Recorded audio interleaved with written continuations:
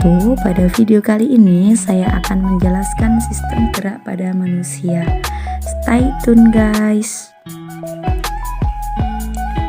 Pada sistem gerak merupakan salah satu sistem organ yang berfungsi dalam membantu pergerakan tubuh. Setiap tubuh yang bergerak disebabkan oleh adanya kerjasama yang sinergis dari beberapa alat gerak. Ada dua jenis pergerakan di dalam tubuh manusia. Di antaranya yaitu rangka sebagai penggerak pasif dan otot sebagai penggerak aktif. Selain sebagai alat gerak pasif, rangka berfungsi dalam menopang struktur tubuh manusia, melindungi organ tubuh yang vital dan memproduksi sel-sel darah. Ada 3 kelompok rangka yang menyusun tubuh manusia, diantaranya yaitu ada rangka kepala atau tengkorak, rangka badan, dan yang ketiga yaitu adanya rangka anggota gerak. Rangka kepala atau tengkorak. Rangka ini terdiri dari beberapa tulang seperti tulang bagian kepala dan tulang bagian muka.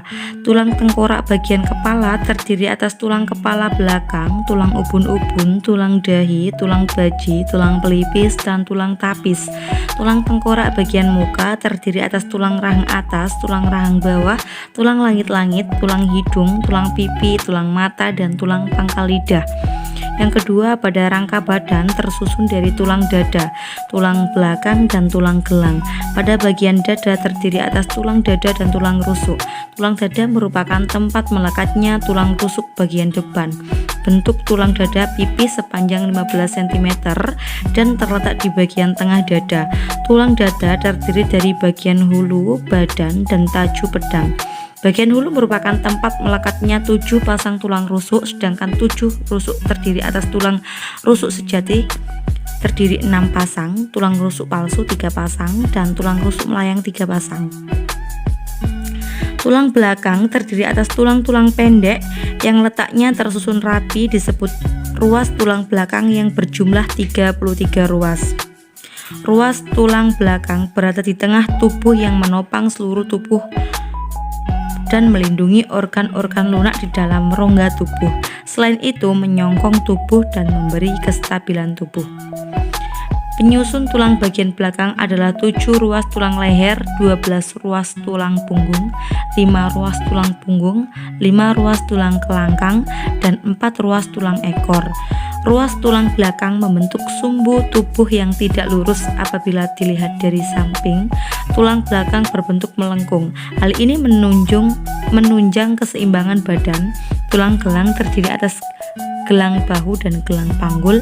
Pada gelang bahu terdapat 2 buah tulang belikat yang melekat pada tulang rusuk dan 2 buah tulang selangka yang melekat pada tulang dada. Sedangkan gelang panggul terdiri atas 2 buah tulang usus, 2 buah tulang kemaluan, dan 2 buah tulang duduk. Yang terakhir adanya rangka anggota gerak yang dimana merupakan bagian yang membantu pergerakan manusia. Rangka anggota gerak terbagi menjadi 2 kelompok, yaitu atas rangka anggota gerak atas dan rangka anggota gerak bawah. Tulang anggota gerak atas tersusun atas tulang bagian atas, tulang asta, tulang pengupil, tulang pergelangan tangan, tulang telapak tangan, dan tulang jari tangan. Sedangkan rangka anggota gerak pada bagian bawah terdiri atas tulang paha, tulang kering, tulang tempurung, lutut, tulang betis, tulang pergelangan kaki, tulang telapak kaki, dan tulang jari kaki. Kemudian yaitu jenis dan fungsi otot pada manusia. Tulang tidak dapat bergerak jika tidak digerakkan dengan otot. Otot mampu menghasilkan gerak karena adanya sel otot sehingga disebut alat gerak aktif. Otot dapat dibedakan menjadi 3 macam, diantaranya yaitu otot polos, otot lurit, dan otot jantung.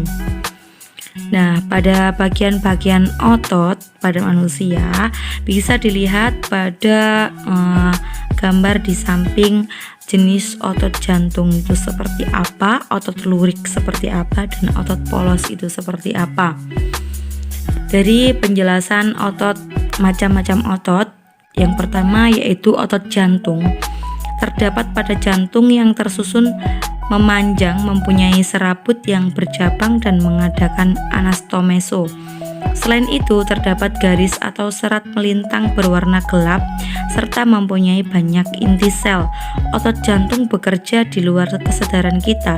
Otot jantung mempunyai ciri khas dan bentuk seperti otot lurik, akan tetapi cara kerjanya seperti otot polos.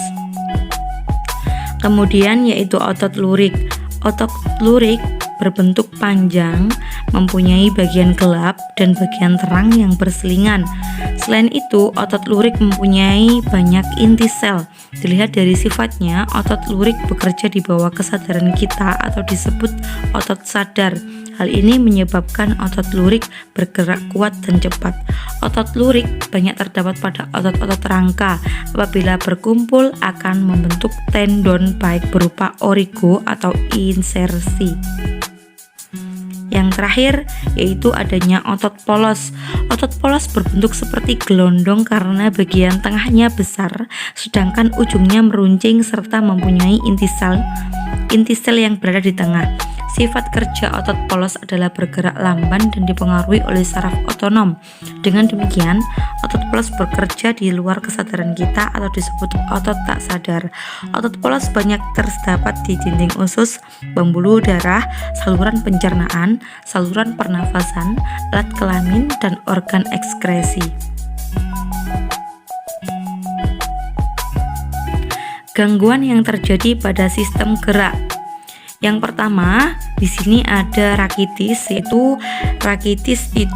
kelainan yang berhubungan dengan pertumbuhan tulang yang tidak wajar pada anak-anak yang terjadi karena kekurangan vitamin D dan kalsium atau kekurangan memperoleh sinar UV saat proses pembentukan tulang.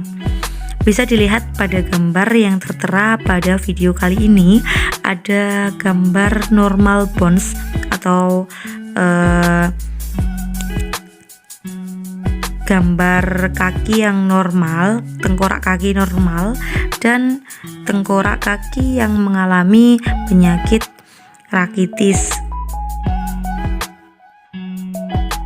Yang kedua yaitu osteoporosis, yang dimana ada pada keadaan tulang menjadi rapuh dan keropos akibat kekurangan kalsium. Bisa dilihat lebih jelasnya pada pengeroposan tulang selangka. Pada gambar tersebut ada tulang yang terlihat normal, bone metric, dan tulang yang terkena penyakit osteoporosis. Yang ketiga yaitu penyakit polio, yang dimana yaitu penyakit polio adalah penyakit radang pada substansi kelabu sumsum tulang belakang yang disebabkan oleh virus polio. Nah, akibat dari virus polio ini mengakibatkan manusia sulit mengalami pertumbuhan secara normal, sehingga dia sulit untuk berjalan dan kemungkinan besar mengalami kelumpuhan. Untuk itu, ketika masih kecil kita diwajibkan untuk mengikuti